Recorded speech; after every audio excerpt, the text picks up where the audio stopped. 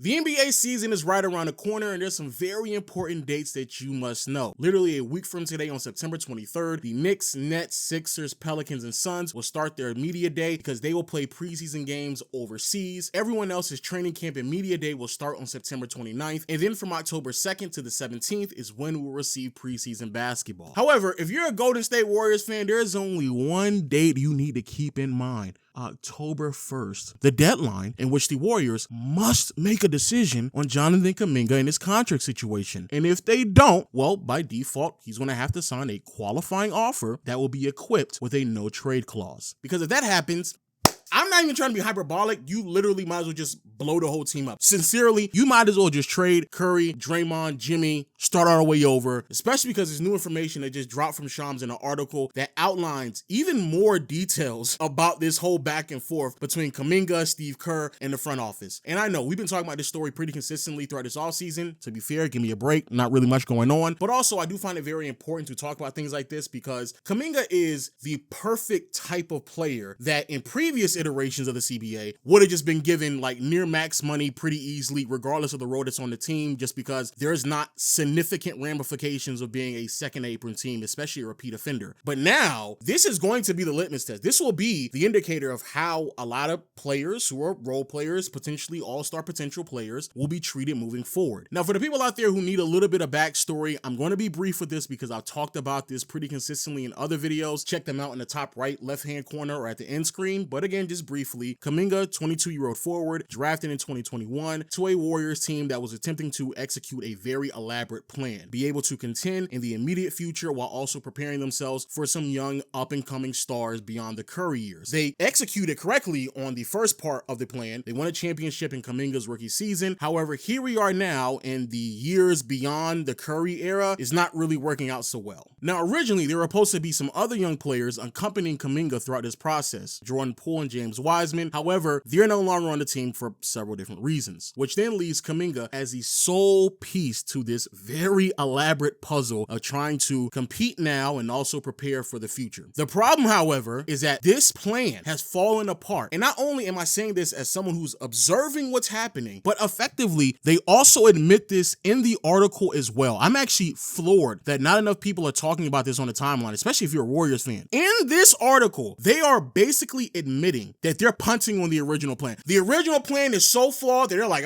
we're not even doing that anymore. Now, why exactly do I say this? Well, there are three entities at play. You have Steve Kerr, you have Jonathan Kuminga, and you have the top-level decision makers in Joe Lacob, Mike Dunleavy, and back then it was Bob Myers as well. But top-level decision makers. Now, let's look through Kuminga's POV through the situation, and it's very easy to understand. I'm a young up-and-coming forward that I believe I have all-star potential. But unfortunately, that potential will not be met on this team because it's not giving me adequate opportunity. Very easy, very simple.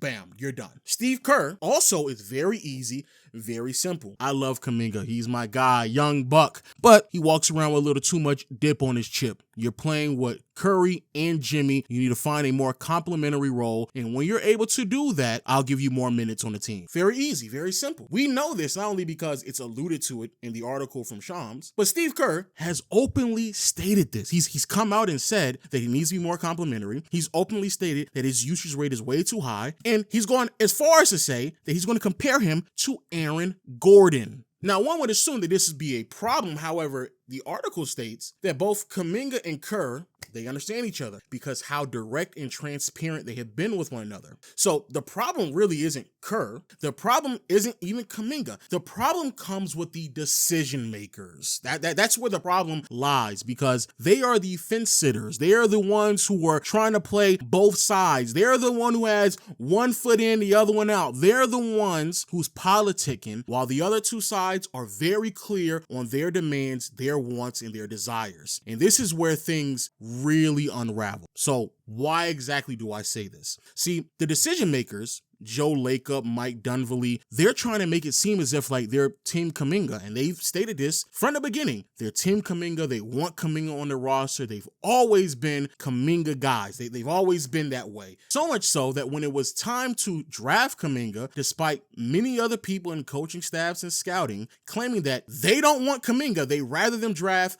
Franz Wagner, Joe Lacob stood up and said, no, I'm going to be the driving force on this one. I want Kuminga. They're so Kuminga that when given the opportunity to trade him for Alex Caruso, nope, we're not going to do that. No, we want Kuminga here. They're so Kuminga that in this offseason alone, both the Phoenix Suns and Sacramento Kings have given them offers. Malik Monk some draft capital, Royce O'Neal some draft capital. Nope, we don't want neither one of those. No, we're Kuminga. We're Team Kuminga. We want him on the team. Okay, cool. Kuminga says, you know what? Fine. Let's test that theory. Where's my contract? They come back and they say, don't worry, guy. We got you. We're going to give you a 3-year deal where you're not getting paid as much as you want. And also, the last year of that deal is going to be a team option. Kuminga, understandably so, is very confused. If you're Team Kuminga, why not make a much steeper commitment? Why not give me more money and why not give me more years? So Kuminga and his agent, they counter back with more years. They say, no, we don't want more years. We like the 3-year deal with a team option. Kuminga and his agent said, okay, cool. We'll do the 3-year, but remove the team option. And he's like, no, we want the team option. Then Josh Giddey gets signed, ups the value to say, hey, I think I'm just as good as Josh Giddey. So now you need to pay me $25 million a year. They say, you know what? You got it. We'll give you a 3-year, $75 million.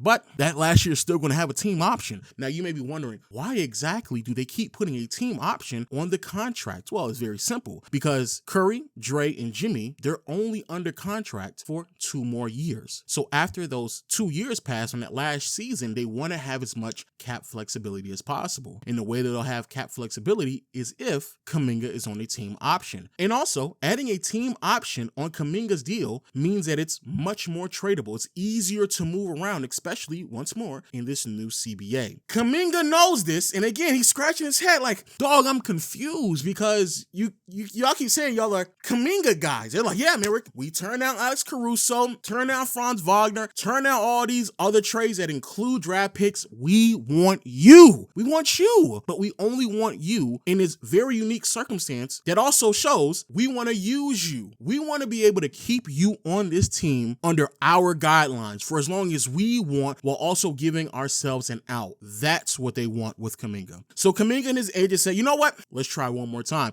We're going to come back to you with only a 1-year deal, 1-year offer, up the money to $25 million. Now, why exactly does this work? Why is this favorable for both parties? Kuminga, on the brink of signing a qualifying offer anyway, he's going to receive the money he's supposed to receive this year, or at least in theory, while also putting the Warriors in a position to where if they want to trade him, then they can just trade him and get a lot more in return besides just $8 to $10 million worth of whatever player they're going to receive if Kuminga is on a qualifying offer, as well as the fact that if he signs that deal, then he's not on a no trade clause. And then Kuminga, depending on what happens throughout the year, gets to enter next year's summer as an unrestricted free agent. However, the Warriors don't like that either because they potentially put themselves in a bit of a pickle. They not only have to up the amount of money they're going to pay Kuminga this year, which will then put them in the second tax apron, but also they still lose the leverage next summer and potentially allow him to just walk for nothing. So they don't want to do that either. And that's why we are here where we are.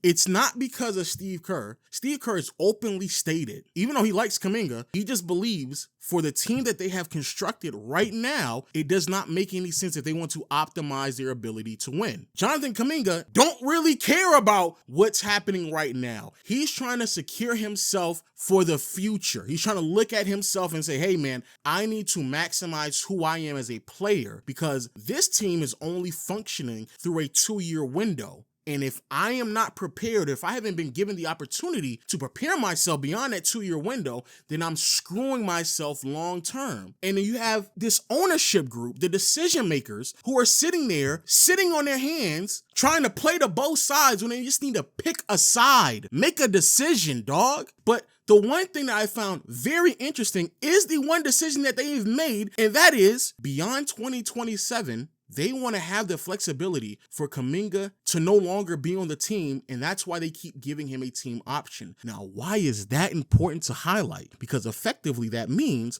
the whole purpose, the whole plan of drafting Kuminga in the first place is out the window, dog. It's done, because the whole purpose of getting Kuminga is to make sure that he is on the roster beyond 2027, that he is on the team beyond Steph Curry, that he becomes the face of the franchise, or at least a very pivotal piece to what the team is trying to build beyond Curry, because that was the whole purpose of drafting these players several years ago instead of trading the draft picks. But here we are now, and they're now openly acknowledging, hey, we want to be able to have the flexibility to trade you. But if that's the case, why didn't you trade me for Malik Monk, for Royce O'Neal, for Lauri Markkanen, for Alex Caruso? Matter of fact, why didn't you just trade me on draft night? Why are you waiting until literally the last summer to make a decision to finally come out and say, hey, even though we want you so we can eventually trade you? I thought the whole reason why I was supposed to be here is so I can be the next face. Hey there, it's the next day, and I had to re-record this part of the video because there's now new information pertaining to the Warriors. In particular, what exactly are they planning beyond 2027? Because once more, I don't know where I'm going to make this edit, but because, as we all know, they're not willing to make any long-term commitment to Jonathan Kuminga beyond 2027, because that is also the offseason in which Curry, Draymond, and Jimmy come off of the books. So the question I was going to ask is, well, if Kuminga's not going to be on the team long-term, then what exactly was the purpose of him on the roster anyway? And here it is. The Warriors actually answer the question all within 24 hours. Bring it on in. You wouldn't imagine what the plan is. Bring it on in. Bring it. The new plan. Here's the new plan. Come closer. Come closer, dog.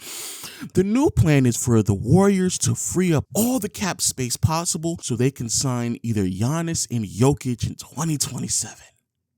That is the dumbest plan I have ever heard in my lifetime. If you're a Warriors fan, please stop for a second. Please stop being a fanatic and listen to how stupid this plan is. First and foremost, Kuminga can be on the roster and you can still sign either Jokic and Giannis in that offseason because you don't have anybody else on this team. There's only Moses Moody making $13 million that will be on the roster beyond 2027. Having another $25 million committed to the team isn't going to be enough to alter how much money you can give either Giannis or Jokic. So that's number one. Number two, having Kuminga on the roster will do nothing more but incentivize them even more to sign for the team. Because if you're a Giannis or a Jokic, why would I go to the roster and the only player under contract is Moses Moody? How exactly are these negotiations going to go? You're going to sit down at the table, you Dunleavy and Joe Lake going to be like, hey man, come on, you should sign to the Warriors so you can play with Moses Moody. That's how that's going to go?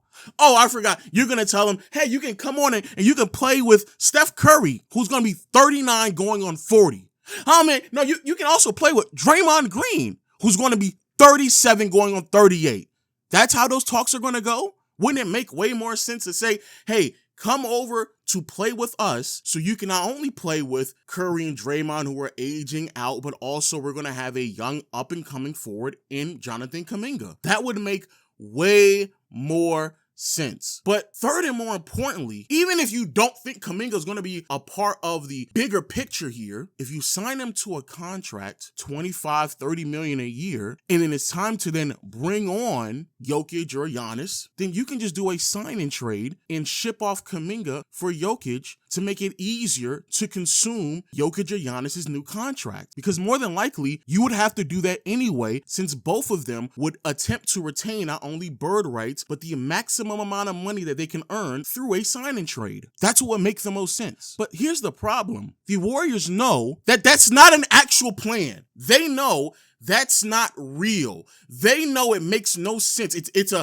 a hell of a Hail Mary. Shot clock on 3. They just throwing something up. They know that's what it is. They know it's BS. They're just trying to sell it because they have no other plan to sell anymore. They've ran out of options. So how I was going to originally end this video, I'm going to do it anyway. Blow the team up. What sense does it make? Even if you come to a sound resolution with Kuminga, you are operating within a 2-year window. This upcoming year and the year after that. And if you're telling me the best iteration of this roster that you can build would be Curry, Draymond, Jimmy, Kuminga, and Al Horford as your starting five, with Moses Moody and B-Pods as your next two players coming off the bench, you might as well blow it up. Hey, those are my thoughts. Please let me know in the comment section below. Hit the subscribe button, notification bell. If you missed our last Kuminga video that gives you a little bit more backstory to what's going on, that'll be on the screen somewhere. But until next time, I'll see you all later. Peace.